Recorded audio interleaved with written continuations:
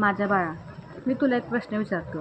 जर स्वामींचं नाव घेत झोपण्यात इतकी शक्ती नसती, तर हजारो भक्तांनी वर्षानुवर्षे ही सवय का जपली असते? कारण लोकांनी काहीतरी अनुभवलं आहे, जे की शब्दात सांगता येत नाही. बाळा, सुरुवातीला काहीच होत नाही असं वाटतं. तू नाव घेतोस आणि झोपून जातोस. दुसऱ्या दिवशी अगदी तसंच होतं. पण हळूहळू काहीतरी बदलायला सुरुवात होते. आतून बदल जाणवायला लागतो. सर्वात आधी मन शांत व्हायला लागतं. ज्या गोष्टींमुळे तुला आधी खूप त्रास व्हायचा, त्या गोष्टी खूप छोट्या वाटायला लागतात. लोकांचे टोमणे, त्यांचा राग, त्यांची टीका या गोष्टीकडे तू दुर्लक्ष करायला लागतोस. कारण बाळा, जो माणूस स्वामीनामात गुंतलेला असतो, त्याला जगाची भीती कमी वाटायला लागते. आणि जर तुलाही मनशांती हवी असेल, तर कमेंटमध्ये श्री स्वामी समर्थ नक्की लिही. माझ्या बाळा, आणखी एक गोष्ट घडते. तुझी सकाळ बदलायला लागते. पूर्वी तू उठल्यावर तुझ्या मनात सतत चिंता असायची. आज काय होईल? उद्याचं काय? पैशाचं काय? घराचं काय होईल? भविष्याची चिंता सतत तुला त्रास द्यायची. पण जेव्हा तुझी रात्र स्वामींच्या नावाने संपते, तेव्हा सकाळी स्वामींच्या नावाने सुरुवात होते. कारण रात्री ज्या भावनेने तू झोपतोस, सकाळी त्याच भावनेने तू उठतोस.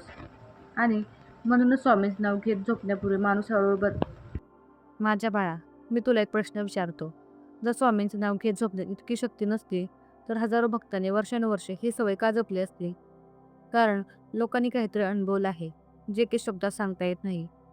बाळा, सुरुवातीला काहीच होत नाही असं वाटतं. तू नाव घेतोस आणि झोपून जातोस. दुसऱ्या दिवशी अगदी तसंच असतं. पण हळूहळू काहीतरी बदलायला सुरुवात होते. आतून बदल जाणवायला लागतो.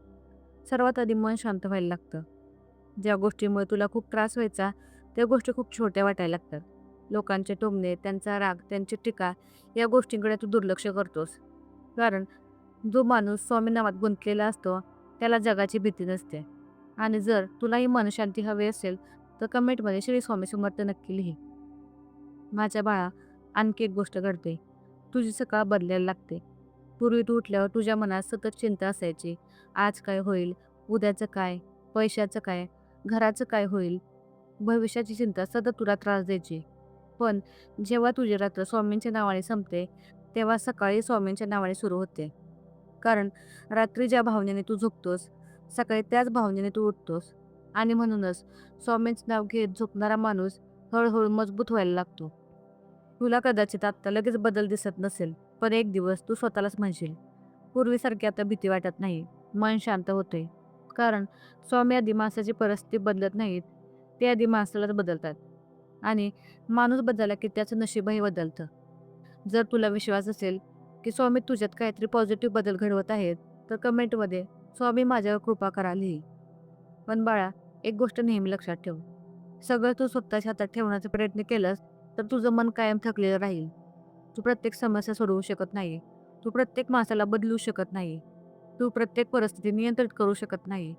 आणि म्हणूनच रोज रात्री झोपण्यापूर्वी स्वामींना सांग, स्वामी, आज जे माझ्या हातात नव्हतं, ते मी तुमच्या चरणी ठेवतो. हे वाक्य ऐकायला खूप साधं वाटतं, पण ज्या दिवशी तू हे बोलशील, त्या दिवशी तुझ्या छातीवरचं ओझं खाली व्हायला लागेल. बाळा, तू कधी विचार केला आहेस का? तू एवढा विचार करतोस, पण समस्या काही संपत नाही. शेवटी मन थकून जातं. म्हणूनच आज रात्री समस्या सोडवण्याचा प्रयत्न करू नको. ती स्वामींवर सोपव.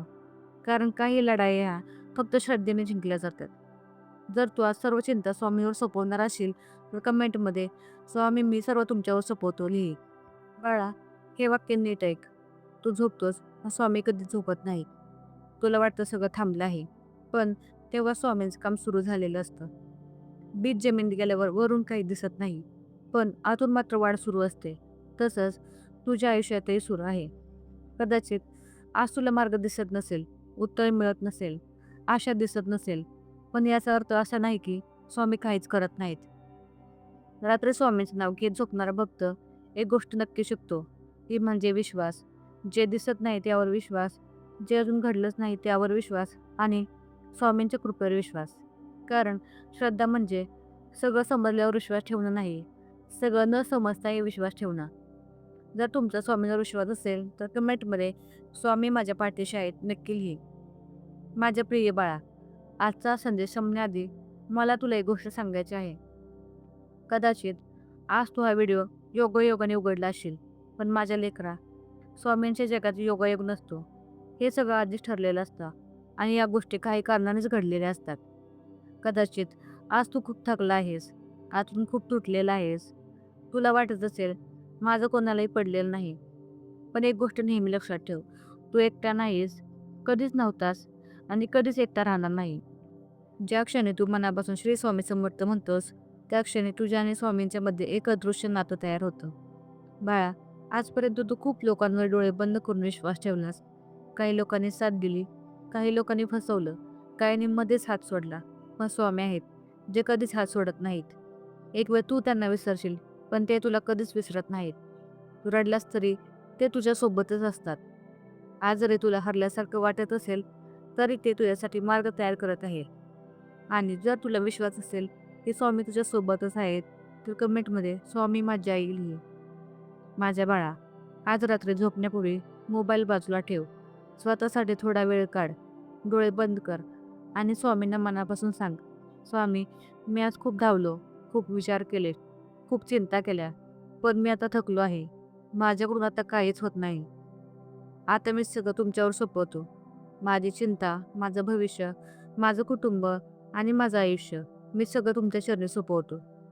आता मला फक्त तुमच्या स्वामींनामात झोपू द्या. बाळा, हे शब्द मनापासून बोल. एका दिवसात बदल घडत नाही.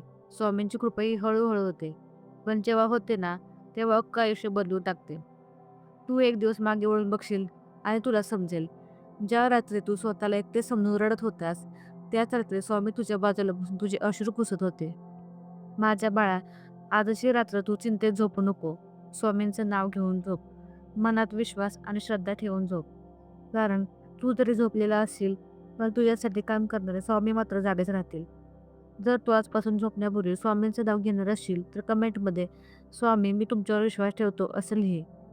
माझ्या बाळा, स्वामींची कृपा तुझ्यावर राहो, तुझ्या घरावर आणि कुटुंबावर राहो आणि तुझी प्रत्येक स्वप्न स्वामींच्या आशीर्वादाने पूर्ण हो. आणि जर हा संदेश तुझ्या मनाला स्पर्श करून गेला असेल, तर कमेंटमध्ये जय जय स्वामी समर्थ नक्की लिही. श्री स्वामी समर्थ, श्री स्वामी समर्थ, श्री स्वामी समर्थ.